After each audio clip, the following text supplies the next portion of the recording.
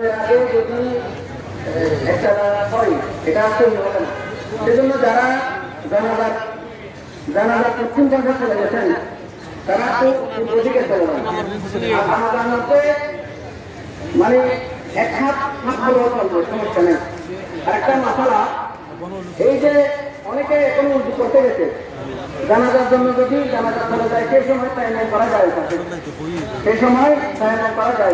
আপনারা দূরে গেলে জানাজা পাবেন না, সেজন্য আপনারা এখানে টাইম করে দেবেন।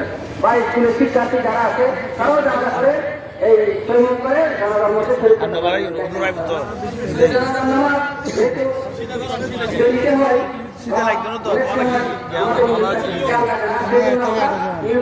বলে দেবো একটু স্মরণ হওয়ার জন্য। আপনারা যারা আছে তাদেরকে বলতেছি